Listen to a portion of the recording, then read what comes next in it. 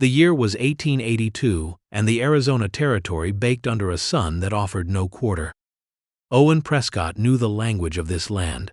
It spoke in the crackle of dry earth under his worn leather boots, in the mournful cry of a distant hawk, and in the profound silence that enveloped his small, isolated ranch. His cabin, a sturdy but unadorned structure of timber and stone, stood as a solitary sentinel against the vast, indifferent expanse of red rock and sparse, thorny vegetation. It had been his only true companion for 5 long years, ever since the fever had taken Mary and their infant son, leaving behind a quiet so deep it had nearly swallowed him whole. Owen's days were etched into a pattern of relentless work and stark solitude.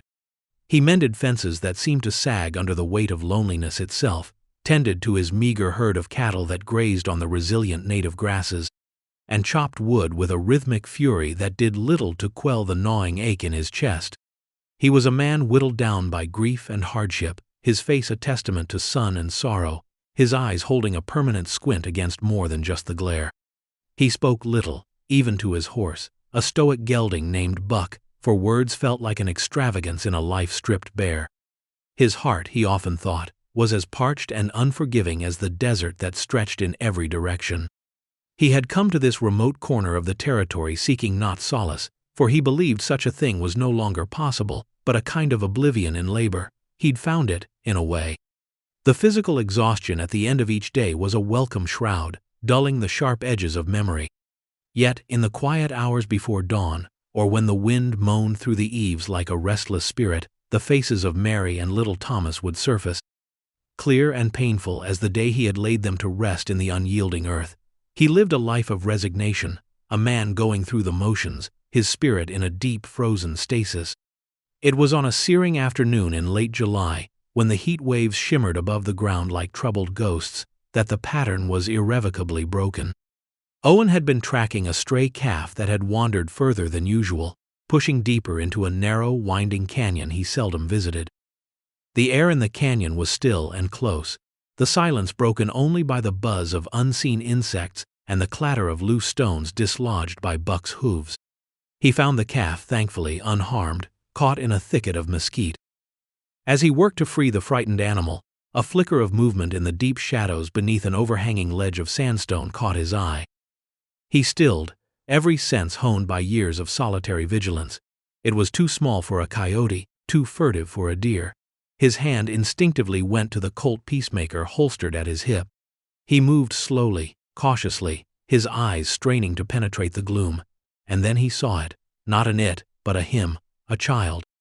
A boy, no more than 6 or 7 summers old, huddled against the rock face, as still and silent as the stone itself. His skin was the color of rich earth, his dark hair long and matted, his eyes wide and black, fixed on Owen with an expression of pure, animal terror. He was Apache. Owen lowered his hand from his gun, his own heart suddenly thudding against his ribs with a force that surprised him. An Apache boy, alone, miles from any known settlement or encampment, abandoned.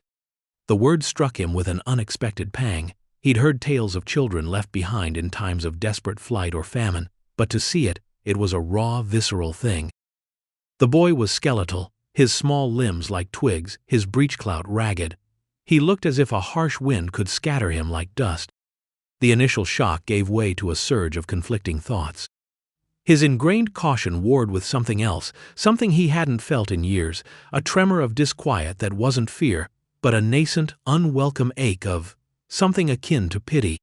Or perhaps it was just the stark reflection of a loneliness that mirrored his own, albeit in a far more desperate form. The territory was a tinderbox of tension between settlers and the Apache. Taking the boy in was a risk, a monumental one. Leaving him was unthinkable. He looked at the child, so small, so utterly forsaken, and saw not an enemy, but a flicker of life on the very precipice of extinguishment. The desert would claim him by nightfall, if the coyotes didn't first. Owen's carefully constructed world of solitary routine and emotional numbness fractured in that moment. The boy was a stone dropped into the still, stagnant pool of his existence, sending ripples of unwelcome responsibility and profound uncertainty outward. He couldn't turn away. He simply couldn't. The stasis was broken, and in its place, A heavy, unavoidable burden had settled upon him. Owen took a slow step towards the boy, his hands held open, palms out, in a universal gesture of non-aggression. "Easy now," he murmured, his voice raspy from disuse. "I ain't gonna hurt you." The boy flinched, pressing himself further into the rock, his eyes darting like a trapped rabbit's. Owen stopped. He knew fear when he saw it, and this child was consumed by it. He remained still for a long moment, simply observing. The boy was clearly dehydrated, his lips cracked, his breathing shallow. There were no visible injuries, but starvation had left its cruel mark. Owen slowly unslung his canteen from Buck's saddle. He uncapped it and took a small sip himself, then extended it slowly towards the boy. "Water?" he said, keeping his voice low and even. "Agua." He wasn't sure if the boy understood any English or Spanish, but the gesture was clear. The boy's eyes fixed on the canteen, a flicker of desperate need warring with the terror. He didn't move. Owen sighed softly. He placed the canteen on the ground, a few feet from the boy, then backed away slowly, retreating several paces to sit on a nearby rock, keeping Buck between them as a sort of buffer. He pretended to busy himself with adjusting Buck's cinch, all the while watching the boy from the corner of his eye. Minutes stretched into an eternity, measured by the relentless throb of the sun. Finally, with a movement so quick it was almost a blur, the boy darted forward, snatched the canteen, and retreated back to his shadowy refuge. Owen heard the faint sound of gulping. He let out a breath he hadn't realized he was holding. It was a start. When the canteen was empty, the boy cautiously placed it back where Owen had left it. He didn't meet Owen's gaze. Owen waited a while longer, then retrieved the canteen. He had some jerky in his saddlebag. He pulled out a piece, broke off a small portion, and placed it near where the canteen had been.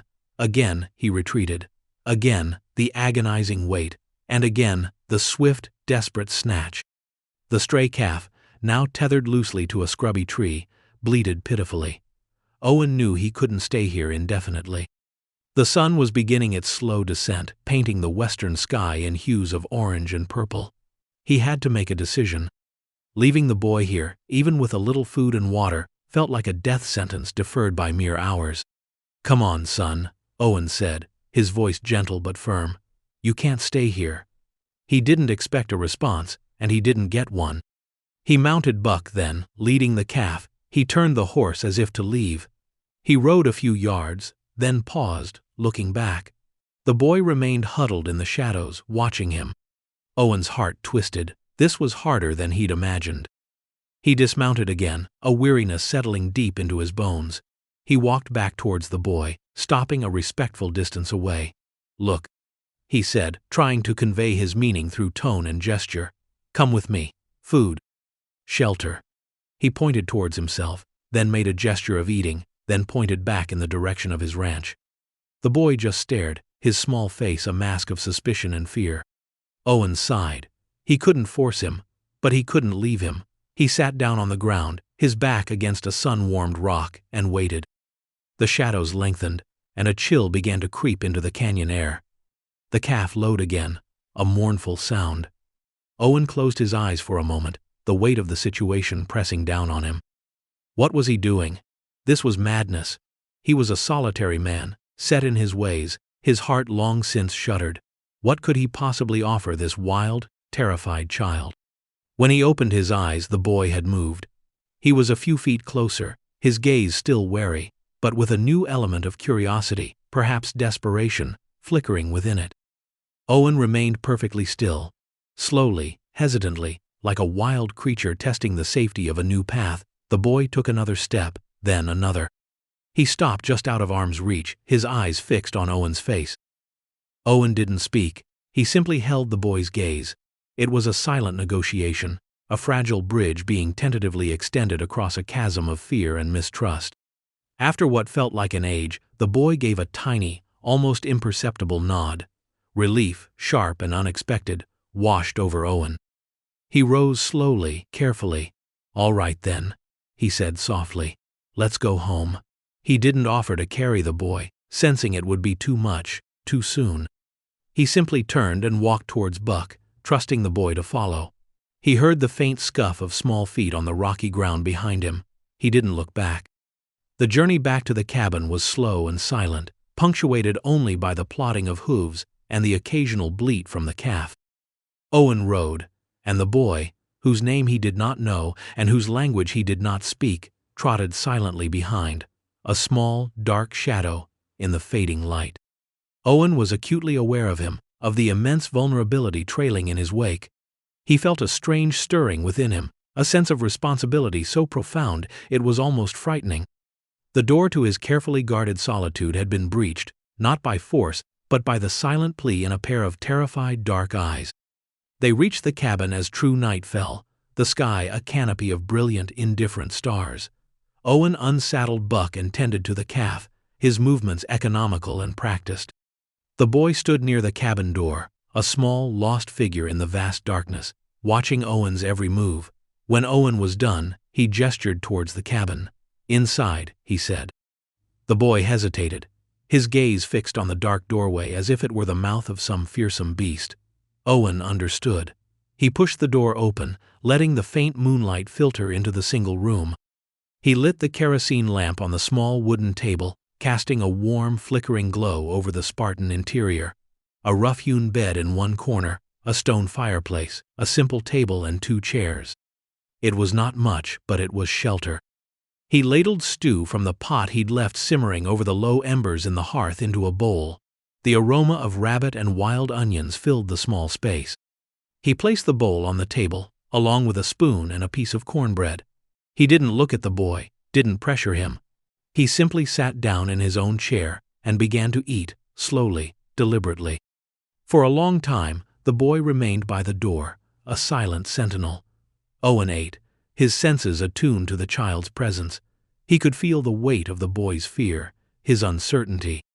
Finally, hunger, or perhaps the simple human need for warmth and light, overcame his caution. He moved slowly towards the table, his eyes darting around the room, assessing every shadow, every sound.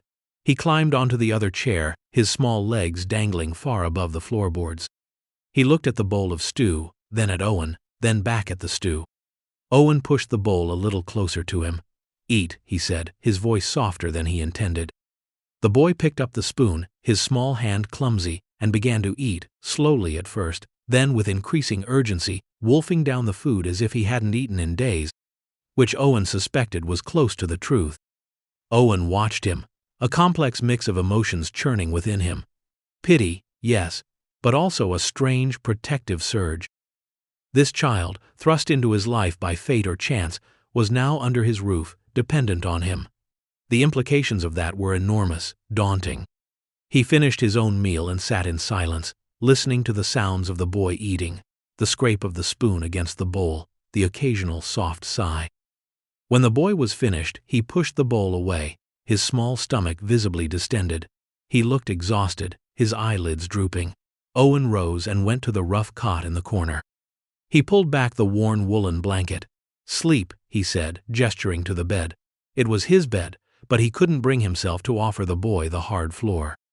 The boy looked at the bed, then at Owen, his dark eyes clouded with confusion and a lingering wariness. Owen simply stepped back, giving him space. After a moment, the boy slid off the chair and crept towards the bed. He hesitated, then climbed in, pulling the blanket up to his chin. He lay stiffly, his eyes still open, watching Owen. Owen banked the fire for the night and sat back down at the table, the lamp casting long, dancing shadows. He didn't know what tomorrow would bring. He didn't know the boy's name, or his story, or what had led him to be alone in that desolate canyon. He only knew that for tonight, the boy was safe. And for reasons he couldn't quite articulate, that mattered more than he would have thought possible. The silence in the cabin was different now. It was no longer empty. It was filled with the quiet breathing of a sleeping child, a sound that stirred a faint, almost forgotten echo of warmth in Owen Prescott's desolate heart. The first few days established a fragile, unspoken rhythm. Owen would rise before dawn, moving quietly so as not to disturb the boy, who slept fitfully on the cot, often waking with a small, startled cry that he would quickly stifle. Owen would leave a piece of cornbread and a cup of water on the table before heading out to do his chores. When he returned mid-morning, the food would be gone, and the boy would either be huddled back on the cot or, increasingly, perched silently by the small window, watching the world outside with wide, unblinking eyes. Communication remained a barrier of silence and cautious observation. Owen spoke to him in simple English, naming objects, table, fire, water, but the boy offered no sign of comprehension, nor did he utter a single sound himself. His silence was profound, a heavy blanket of past trauma. Owen didn't press him. He understood that some wounds needed time and space to even begin to show themselves, let alone heal. He had his own share of those. Owen learned to read the boy's state through his posture, the tension in his small shoulders, the way his eyes would follow Owen's movements, constantly assessing, constantly wary.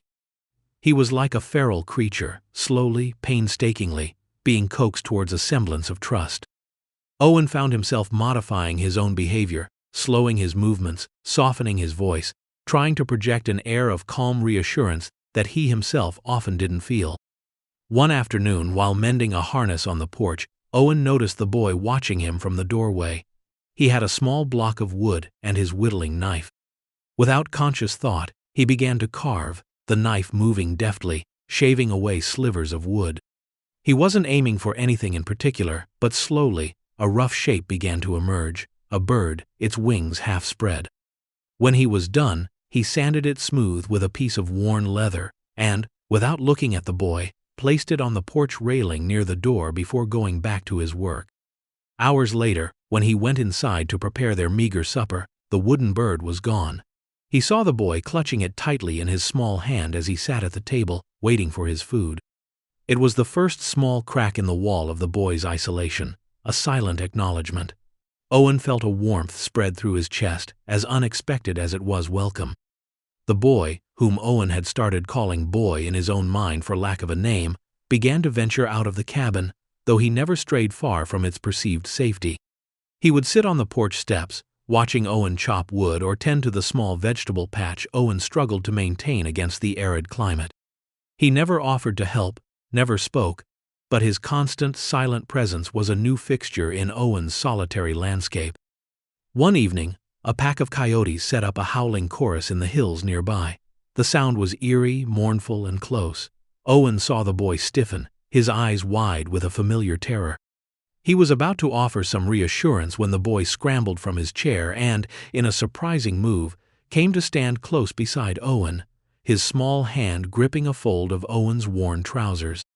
It was the first physical contact he had initiated, a desperate seeking of protection.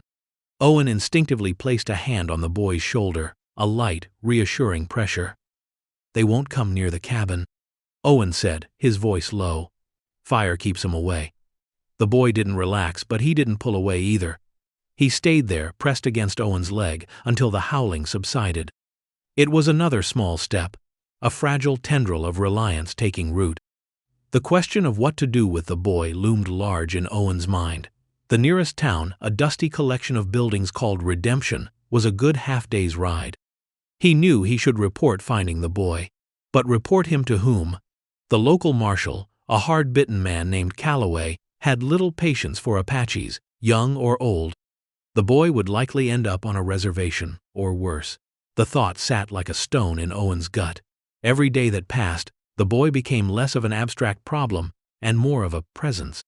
A silent, watchful, deeply wounded presence that was slowly, inexplicably, finding its way past Owen's hardened defenses. One sweltering afternoon, Owen decided to clean out the small, disused root cellar. The door was heavy and warped. As he struggled with it, he felt a small pressure beside him. The boy was there, his small hands pushing against the door, mimicking Owen's effort. It was a tiny gesture, but it spoke volumes. Together, they managed to heave the door open. Owen looked down at the boy, a rare smile touching his lips. "Good work," he said. The boy didn't smile back, but there was a new alertness in his eyes, a flicker of something that might, one day, become pride. Later that week, Owen was repairing a section of fence at the far end of his property. He'd left the boy at the cabin, as usual. But as he worked, he had the distinct feeling of being watched. He glanced up and saw the boy perched on a low rise, observing him from a distance. He hadn't followed Owen directly, but he had sought him out. Owen didn't acknowledge him, just went back to his work, but the knowledge of the boy's voluntary proximity was a quiet comfort. The first word came unexpectedly. Owen was mending one of the boy's torn moccasins, a task he performed with surprising gentleness. He held it up, showing the neat stitching. "There," he said, "good as new." The boy, who had been watching his hands intently, pointed a small finger at his own chest and whispered a single, soft sound. "Kuruk." Owen froze, the mended moccasin halfway to the table. "What was that?" he asked, his voice barely a breath. The boy repeated it, a little louder this time, his dark eyes fixed on Owen's. "Kuruk." He tapped his chest again. Kuruk, his name, a name that sounded like the rustle of dry leaves or the call of a hidden bird. Owen felt a lump form in his throat. "Kuruk," he repeated, testing the sound of it. A small, almost imperceptible nod from the boy. It was a revelation, a gift. The boy had a name. He was Kuruk, and he had chosen to share it. The small settlement of Redemption lay shimmering under the midday sun, a collection of weathered wooden buildings huddled along a dusty main street. Owen rarely visited, preferring the solitude of his ranch, but supplies ran low eventually. He needed flour, salt, and cartridges. He had debated bringing Kuruk, a knot of anxiety tightening in his chest at the thought. Leaving him alone for a full day felt wrong, but taking him into Redemption, with its inherent prejudices and prying eyes, felt dangerous. In the end, he couldn't bring himself to leave the boy. Kuruk, who now followed Owen like a shadow, seemed to sense the impending journey and stuck even closer than usual. Owen had tried to explain, using simple words and gestures, that he was going to town for food and that Kuruk should stay, but the boy's distress had been palpable. So, with a heavy heart and a sense of foreboding, Owen had lifted Kuruk onto Buck's saddle in front of him, the boy's small frame surprisingly light. As they rode into Redemption, Owen felt the familiar stares of the townsfolk. He was already an outsider, a man who kept to himself. Arriving with an Apache child perched on his saddle was tantamount to riding in with a lit stick of dynamite. Whispers followed them like buzzing flies. Faces, initially curious, hardened with suspicion and hostility as they registered Kuruk's features, his dark hair, the telltale signs of his heritage. Owen pulled Buck to a halt in front of the general store, its dusty windows displaying a meager assortment of goods. He dismounted, then carefully lifted Kuruk down. The boy clung to his leg, his eyes wide and fearful, taking in the alien sights and sounds, the hostile faces. Owen placed a reassuring hand on his shoulder. "Stay close," he murmured, more for his own benefit than Kuruk's. Inside the store, the air was thick with the smell of pickles, coffee, and unspoken judgment. Walter Blackwood, the proprietor, a portly man with narrow eyes and a perpetually sour expression, watched them approach the counter. Blackwood was known for his staunch opinions and his even stauncher dislike of anyone who didn't fit his narrow definition of acceptable. "Prescott," Blackwood grunted, his gaze flicking contemptuously towards Kuruk, who tried to shrink behind Owen's legs. "Didn't figure you for a squaw man." Owen's jaw tightened. "I need flour, salt, and a box of 44s, Blackwood, and keep your damn opinions to yourself." Blackwood's lips thinned. "Folks are saying you're harboring a redskin out at your place. Looks like folks are right." His voice was loud enough for the few other customers in the store to hear. Conversation ceased. All eyes were on Owen and the terrified child at his side. "He's a boy, Blackwood, just a boy," Owen said, his voice low and dangerous. "And he's under my protection." "Protection?" Blackwood scoffed. "From what? Decent folk? Or from his own kind, after they abandoned him like so much trash? We hear things, Prescott. Apache raids up north. Gettin' bolder. Folks are scared. And you bringin' one of them into town ain't helpin' matters." Owen felt Kuruk tremble against his leg. He looked down at the top of the boy's dark head, then back at Blackwood, his eyes like chips of ice. "What I do on my land, with my own conscience, is my business. Now, are you going to sell me my supplies, or do I have to find another store?" Though there was no other store for 50 miles. Blackwood hesitated, clearly enjoying the confrontation, but also aware that Owen, though quiet, was not a man to be trifled with when pushed. Grumbling, he began to measure out the flour. The tension in the store was palpable. Owen could feel the weight of Asujdayushik's stares, the fear and hatred coiling in the air. He understood their fear to a degree. Life on the frontier was harsh, and conflicts with Apache tribes were a brutal reality. But to lay that blame, that collective anger, on the small shoulders of a lost child, it was a cruelty he couldn't stomach. As Blackwood tallied the bill, Marshal Calloway entered the store. He was a tall, lean man with a sun-weathered face and eyes that missed nothing. He took in the scene: Owen, the Apache boy, Blackwood's smug expression, the silent, watchful customers, and his gaze sharpened. "Prescott," Calloway said, his voice neutral. "Didn't expect to see you in town, or with company." He nodded towards Kuruk. "Marshal," Owen acknowledged curtly. "Just getting some supplies." "That boy Apache?" Calloway asked, his eyes never leaving Kuruk. "He is," Owen said. "Found him abandoned out near my place. Starving." Calloway stroked his chin. "There's been talk. Apache trouble brewing. Some folks are worried, Prescott. Mighty worried." "This boy ain't trouble, Marshal," Owen stated firmly. "He's a child who needed help. I gave it." "And what do you plan to do with him?" Calloway pressed. "Can't just keep him like a stray pup." Owen met the Marshal's gaze squarely. "I plan to see he's safe. That he's cared for." The words came out before he'd fully processed them himself, but once spoken, they felt undeniably true. He was caring for Kuruk. He would keep him safe. A murmur ran through the onlookers. Blackwood smirked. "Hear that, Marshal? He's taking it upon himself, against better judgment, if you ask me." Calloway ignored Blackwood. He looked at Owen for a long moment, a flicker of something unreadable in his eyes, perhaps a grudging respect, or maybe just weariness. "Just see you don't cause any real trouble, Prescott, for your sake and the boys'. Folks around here are on edge." He paused. "And keep him out of sight. It's for the best." With a final, lingering look at Kuruk, he turned and left the store. Owen paid for his supplies, his movements stiff with anger and a growing sense of defiance. He gathered his purchases, then took Kuruk's small hand. The boy's grip was tight, his knuckles white. As they stepped back out into the harsh sunlight, Owen felt as though he had crossed a line. He had publicly declared his intention to protect Kuruk, placing himself in direct opposition to the prevailing sentiment of the town. The path ahead had just become a good deal more perilous. The ride back to the ranch was somber. Kuruk was silent, pressed close against Owen, occasionally glancing back towards redemption as if expecting pursuit. Owen himself was lost in thought. Calloway's warning, Blackwood's open hostility, these were not idle threats. He had made himself a target, and by extension, Kuruk as well. The isolation of his ranch, once a source of lonely comfort, now felt like a fragile shield against a gathering storm. He knew, with a certainty that chilled him, that this was not over. The fear and prejudice of redemption would not simply dissipate, it would fester, and it would likely seek an outlet. The confrontation in redemption marked a shift. The fragile peace of Owen's ranch was now tinged with an undercurrent of anxiety. Owen found himself scanning the horizon more frequently, his ears pricked for any unusual sound. He kept his rifle closer at hand. Kuruk, too, seemed more subdued, more watchful, as if the hostility of the town had left an invisible scar. Yet paradoxically, the shared experience of that day seemed to draw them closer. Kuruk's reliance on Owen became more overt.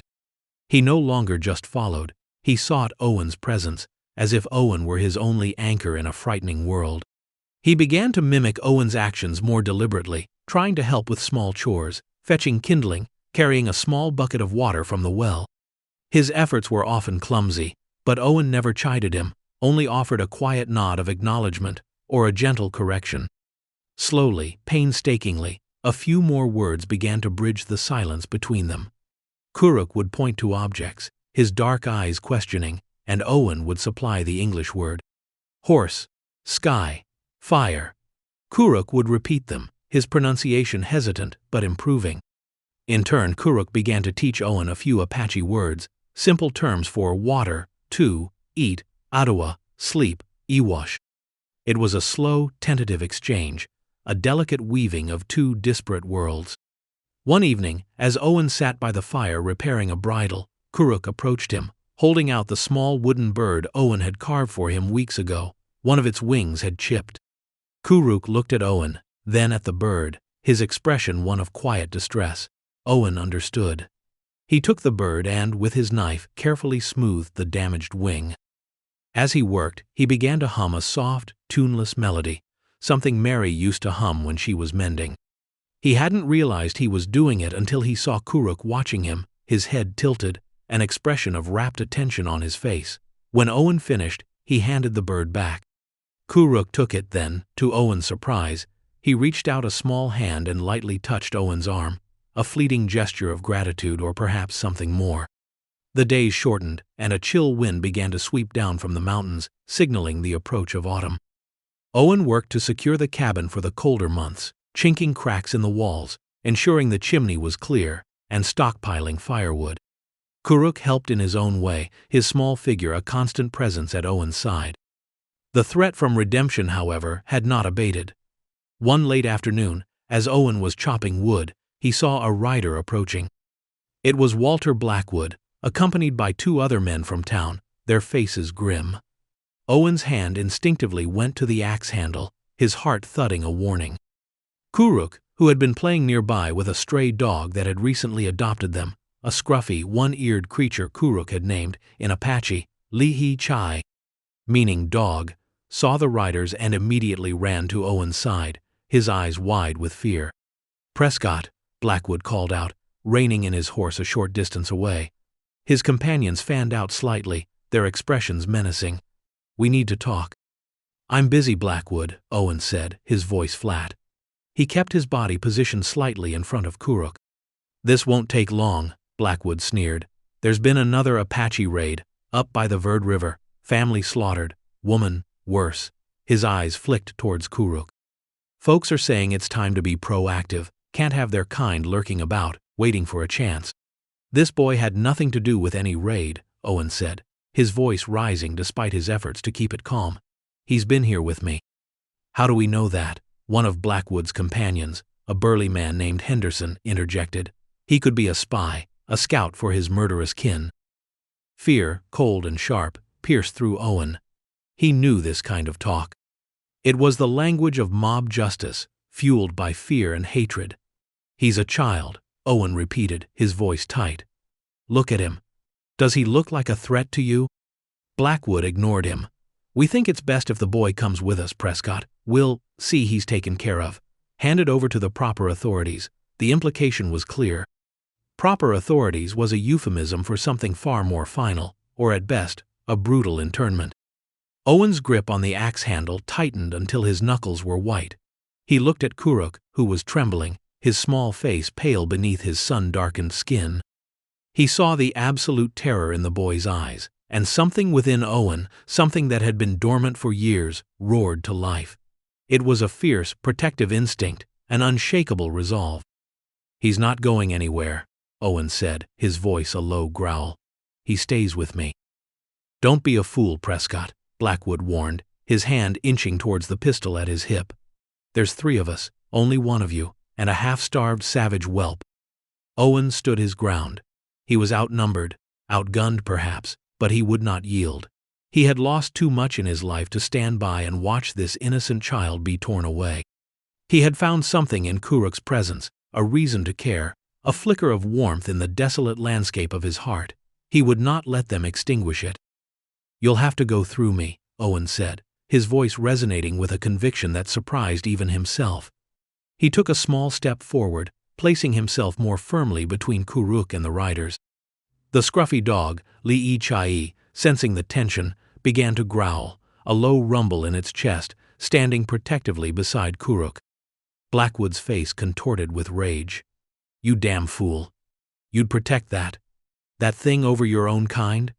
He made a move to dismount. It happened quickly. As Blackwood swung his leg over his horse, Kuruk, who had been frozen in terror, suddenly darted forward. He didn't run towards Owen for protection. Instead, he ran towards Blackwood's horse, screaming a high-pitched, piercing cry, not a cry of fear, but of defiance, of fury. He waved his small arms, a tiny, ferocious figure. The horse, already skittish from the tension, reared violently, startled by the sudden onslaught from the child and the dog's renewed barking. Blackwood, caught off balance, yelped as he was thrown heavily to the ground. His pistol clattered away into the dust. Before Henderson or the other man could react, Owen moved. He dropped the axe and lunged for Blackwood's discarded pistol, scooping it up. He leveled it at the two remaining riders, who had reined in their startled horses. "That's enough." Owen's voice cracked like a whip. "Get off my land, now." Blackwood, winded and humiliated, scrambled to his feet, his face livid. "You'll pay for this, Prescott, you and that little devil." "Get out," Owen repeated, his gaze unwavering, the pistol steady in his hand. Henderson and the other man exchanged uneasy glances. They hadn't counted on this level of resistance, nor the unexpected ferocity of the child and the dog. The tables had turned. With muttered curses, they helped a sputtering Blackwood back onto his horse. "This ain't over, Prescott," Blackwood spat, his eyes filled with venom. But there was a new note of uncertainty in his voice. He glared at Kuruk, who now stood defiantly beside Owen, his small chest heaving, his eyes blazing. They turned their horses and rode away, their retreat hasty and undignified, leaving a cloud of dust and resentment hanging in the air. Owen lowered the pistol, his arm trembling, not from fear, but from the adrenaline coursing through him. He looked down at Kuruk. The boy was still shaking, but his eyes, when they met Owen's, held a new light, a spark of fierce loyalty and shared victory. Li Chai wagged his tail, licking Kuruk's hand. Owen knelt, his knees suddenly weak. He pulled Kuruk into a rough embrace, holding the small, wiry body close. "You were brave, Kuruk," he whispered, his voice thick with emotion. "So brave." He felt the boy's arms go around his neck, a tight, clinging hold. For a long moment they stayed like that, man and boy, amidst the settling dust, the vast silence of the desert enveloping them once more. But it was a different silence now, no longer empty, but filled with the unspoken bond forged in the heart of conflict. Owen knew the threat from Blackwood and his ilk might not be truly gone, but he also knew with a certainty that settled deep in his soul that he would face whatever came for this boy. This Apache boy who had, against all odds, found his way into the barricaded fortress of Owen Prescott's heart and claimed it as his own. In the days that followed the confrontation, a new equilibrium settled over the small ranch. The immediate threat from Blackwood and his companions seemed to have receded, though Owen remained vigilant, ever watchful of the distant horizon. But the fear that had been a constant undercurrent was now overlaid with a sense of quiet triumph, a shared resilience. Kuruk, who had shown such unexpected ferocity, seemed to carry himself with a new, subtle confidence. He still stayed close to Owen, but his movements were less tentative, his gaze more direct. Li Jai, the scruffy one-eared dog, became an inseparable companion to the boy, a furry shadow that trotted faithfully at his heels. The bond between Owen and Kuruk, already deepening, solidified into something akin to familial affection. Words were still often secondary to shared glances, understood gestures, and comfortable silences. Owen found himself talking more, not just to Kuruk, but to himself, narrating his chores, explaining things about the land, the animals, the changing seasons, as if trying to fill the void of the boy's lost teachings. Kuruk would listen intently, his dark eyes absorbing everything, occasionally asking a question in his hesitant English or offering an Apache word that Owen would try to learn. They fell into a routine that was no longer born of necessity and caution, but of companionship. They ate their meals together, not in stiff silence, but with an easy camaraderie. Owen taught Kuruk how to whittle, and the boy showed a surprising aptitude, his small hands carefully shaping figures of animals he'd seen, a rabbit, a hawk, even a clumsy but recognizable likeness of Li Jai. Owen, in turn, learned from Kuruk about the subtle signs of the desert, which plants were edible, how to read animal tracks with greater acuity, the names of the stars in the vast, dark sky according to Apache lore. One evening, as the first true chill of winter began to bite, they sat by the fire. Owen was mending a tear in Kuruk's worn buckskin shirt, a garment he'd painstakingly fashioned for the boy from a soft deer hide. Kuruk watched him, then reached out and touched the calloused skin of Owen's hand. "Owen," he said, his voice soft. It was the first time he had used Owen's name. Owen looked up, surprised, a warmth spreading through him that had nothing to do with the fire. He smiled, a genuine, unguarded smile that reached his eyes. "Yes, Kuruk?" The boy simply smiled back, a rare and precious sight, and leaned his head against Owen's arm for a moment before returning his attention to the dancing flames. It was a small moment, yet it felt profound, a quiet affirmation of their connection, a testament to the home they had found in each other. Marshal Calloway paid them a visit a few weeks later. He rode in alone, his expression unreadable. Owen's hand tensed, but Calloway dismounted and approached with an air of weary professionalism rather than threat. He accepted Owen's offer of coffee, and they sat on the porch, Kuruk hovering watchfully in the doorway with Lee Chai at his side. "Heard about your run, in with Blackwood," Calloway said, sipping the hot coffee. "He came into town raising Cain, demanding I arrest you for assault and harboring a fugitive." Owen's jaw tightened. "And?" Calloway shrugged. "Told him he was a damn fool for trespassing and trying to stir up trouble where none existed. Told him if he bothered you again without just cause, I'd lock him up for disturbing the peace." He looked at Owen. "Blackwood's a loudmouth, Prescott, but he ain't got much sand when it comes to a real fight. Think he'll leave you be for now. Most folks in town just want peace, even if they're spooked." Relief washed over Owen. "Appreciate that, Marshal." Calloway nodded. He looked towards Kuruk, who was now cautiously petting Lee Chai. "Boy seems to be doing all right," he observed, a hint of something softer in his tone. "Looks a damn sight better than when you found him, I reckon." "He's a good boy," Owen said simply. "Strong." "What'll you do with him long term?" Calloway asked, the question less an official inquiry and more a personal one. Owen looked out at the familiar landscape, the red rocks glowing in the late afternoon sun. He thought of the empty years, the crushing loneliness. Then he looked at Kuruk, at the small, resilient child who had somehow, inexplicably, filled the echoing void in his life. "He's home, Marshal," Owen said, his voice quiet but firm. "He's home here, with me." Calloway studied Owen's face for a long moment, then nodded slowly. "Reckon some folks find family in unexpected places." He finished his coffee and stood. "You need anything, Prescott, you know where to find me." He mounted his horse, gave a curt nod that encompassed both Owen and Kuruk, and rode away. As the marshal disappeared over the rise, Owen felt a profound sense of peace settle over him. It wasn't the end of all challenges, he knew. Life on the frontier was never easy. Prejudice and hardship were woven into the very fabric of the land, but they would face it together. He looked at Kuruk, who offered him a small, trusting smile. Lee Chai thumped his tail against the porch floorboards. The cabin, once a monument to Owen's grief and isolation, was now filled with the quiet sounds of a life shared, the murmur of two voices, one deep, one high, exchanging words in English and Apache. The contented sighs of a boy and his dog sleeping soundly by the hearth, the soft whir of Owen's whittling knife as he carved another small creature for Kuruk. The land outside was still harsh, the sun still unforgiving, but within the sturdy walls of the small cabin, and within the resilient landscape of their interconnected hearts, an unexpected kindness had taken root and blossomed, a testament to the enduring power of compassion to bridge divides, heal old wounds, and redefine the very meaning of home and belonging in the vast, wild heart of the West. Owen Prescott was no longer just a solitary rancher. He was a guardian, a teacher, a friend. He was, in a way he never thought possible again, a father. And Kuruk, the abandoned Apache boy, was no longer lost. He was found, he was loved, he was home.